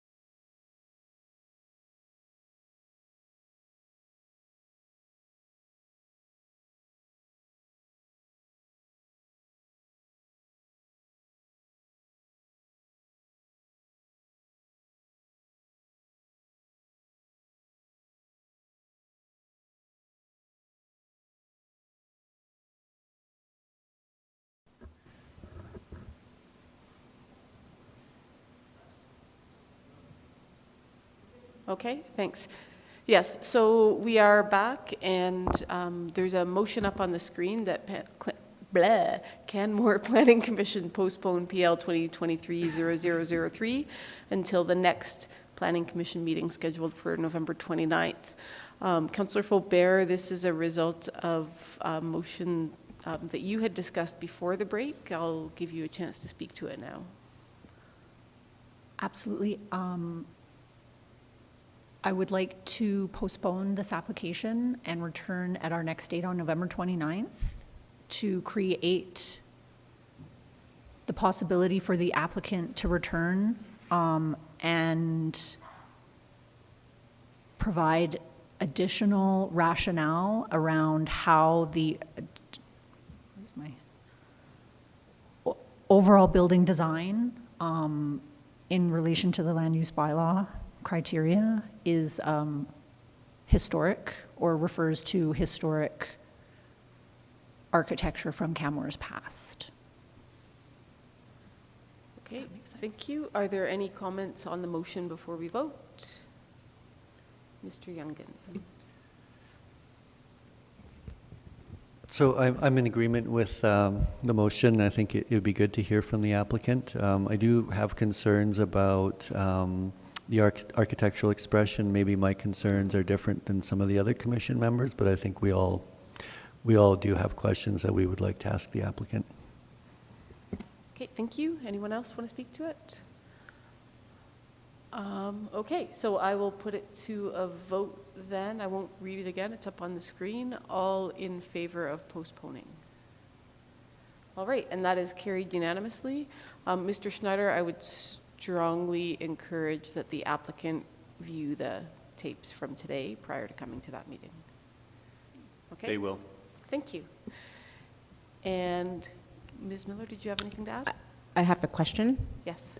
So if we do not have any applications for the November 29th meeting, and the applicant is if the applicant is not available to attend on the November 29th meeting, we would need to come back and either postpone again or make a decision. I just wanted to make sure everyone was clear about that. I see nodding heads, so. Okay. Okay. Okay, good, thanks. All right, so last up for today is PL 2023-0305. Back over to you, Mr. Schneider. Famous last words. That's why I said Yeah. it. One out of three, maybe? Maybe? No.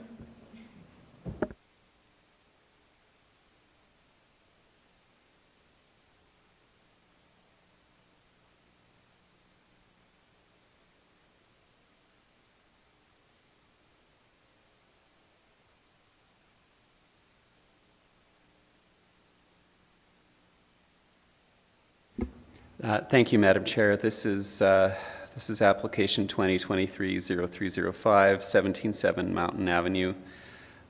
This is an update or revisions to an original approval that was approved in 2021, not 2001, which is stated in the report. The previous application was 2021-0275 for visitor accommodation, and the site is currently under construction. This is a view of the site. So it's basically at the on Mountain Avenue, right next to the on-ramp to Highway 1.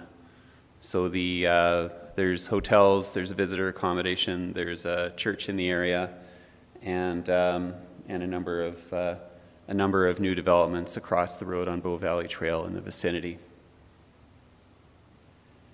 The CPC as Development Authority is hearing this because of the changes to the land use bylaw, which state that if the CPC made a decision previously on this site, that any revisions that have been sent in need to go back to the CPC for approval. So that's why we're here today. This was the site plan for the original 2021-0275, basically visitor accommodation units over 2 buildings, and as I said before, they're currently under construction. The west building is starting to get closer to potentially being completed. The applicant's architect estimates that the other building should be ready by the spring of 2024. Now there were a number of issues that, with the issues isn't the right word, but the requested changes to the original development approval. They've had to make a few small changes to the site plan because of utility coordination for shallow utilities during the construction period. There have been some building code issues that have resulted in building jogs and things like that for the west building. The reconfiguration of the parking near the west building for barrier-free travel requirements, that's a very small one, but it is a change from the original approval. A retaining wall had to be reoriented at the northwest corner, and they've changed the location of a bike rack. As well, within exterior specifications of building materials, they've had challenges in getting some of the materials supplied. They specifically cited Rundlestone that was originally spec'd as part of the approval. They're requesting that be replaced with Allen block. And there's some small changes to the location of windows due to how they were framed out during the construction period. These are a number of small changes. Nevertheless, the applicant recognizes that it's important that they bring that to administration's attention. So they're still in compliant with their development permit. With recent interpretations of changes to a development permit, where basically once a decision is rendered on a development permit, then that permit is static. This is why we've suggested to the applicant that it's a better way to go, and actually the only truly legal way to go is to seek a new development permit for these changes, and then to confirm the other conditions that from the original approval, that they get incorporated into this new development application. That's the lawyer in me talking. So this is these are the two changes to the site plan, which are proposed and noted. The red circle parts of the building elevations, first for the west building and then for the east building, are noted, and you can see that they've highlighted some of the windows, some of the treatments on the building are to change. I will note that 11571 of the Architectural and Urban Design Standards does contemplate the Development Authority allowing for architecturally designed concrete blocks. Given the location of this development within the community, within the Bow Valley Trail General District, we're fine with it. And again, with the east building, they've highlighted where these changes are to be made. So the recommendation is that the development permit be approved, subject to the conditions of approval within Schedule A, and the conditions of approval before the Commission in the report speak to the conditions of the 2021 development permit being carried over. There are no variances that are being requested. I should add that there was a front yard setback variance that was granted in 2021, and that isn't changing from the original approval. Thank you. Okay, great. Thank you, Mr. Schneider. Are there any questions of administration? No? Okay, so the recommendation up on the screen is that Canmore Planning Commission approve PL 2023-0305, subject to the conditions of approval set out in Schedule A. I'll ask a commission member to move that recommendation? I'll make the motion. Okay, Mr. Youngin, thank you. All in favor? And that's carried unanimously. Thank you very much.